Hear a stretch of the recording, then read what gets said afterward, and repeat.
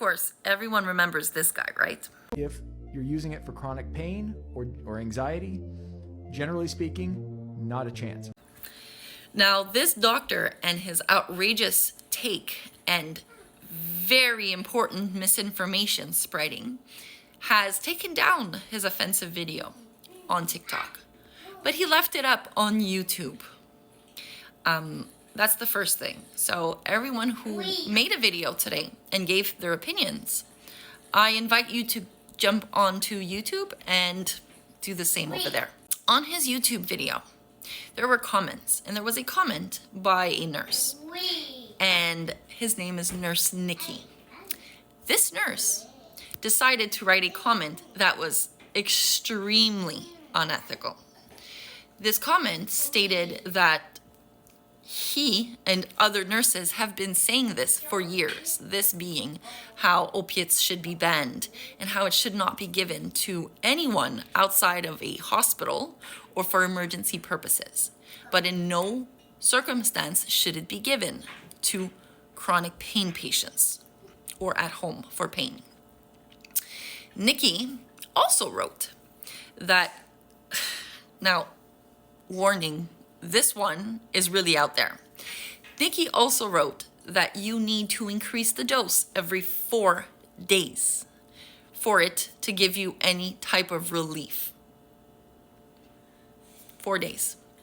And that if you do increase the dose, eventually it causes the person's death. Now, Nikki is a nurse. And he is saying this out here with his face attached to it. Not only is he spreading a bias around, but he is spreading misinformation. And as a licensed nurse, this goes against the ethical code of conduct. And not only that, but what the fuck? You are a nurse. What are you doing spreading lies like this? Now, you can have an opinion, but this is beyond an opinion. This is absolute propaganda.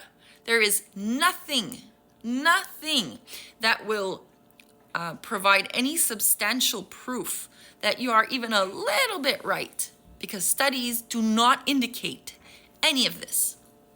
Evidence-based practice, people.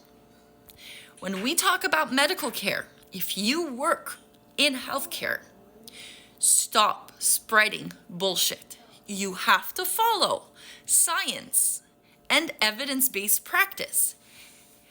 And there is nothing in that says that you have to increase an opioid dose every 4 days for it to be effective and that it will eventually result in a death. Now, Nikki the nurse, I was able to find his username, and lo and behold, he has a TikTok account. So I've taken the liberty of tagging him here. Hopefully we can have a discussion with Nikki.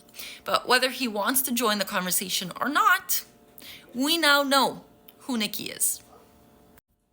Now, for your information, Nikki, I'm a sickle cell patient, and I have been on very large doses of opiates for the last almost 30 years now, daily. And I have not had to increase the dose every 4 days for it to be effective. It has allowed me to maintain a federal job.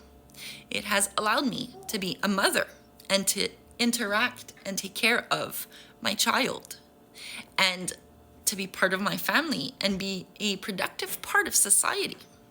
To have a life, the kind of life that you are privileged to have without opiates. So why do you spread lies out here, Nikki? And why do you want to take away the only thing that allows people like me to not only survive, but to have a life? Because countries that do not have access to these medications, people like me don't even survive past 5 years old. In fact, 99% of children pass before 5 years old with sickle cell in countries where they don't have access to these treatments. Opiates being the gold standard for sickle cell.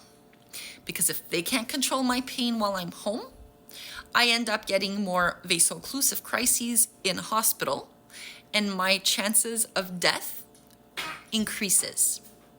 That means shortened lifespans. That means more people like my friend who passes away. That means more children like my son who are left motherless or fatherless. Why? Because healthcare practitioners out here spreading misinformation about a medication that is life-saving. That is what you are doing. So you might want to take that comment down. And if you decide to leave it up, it just shows that you really don't care about facts.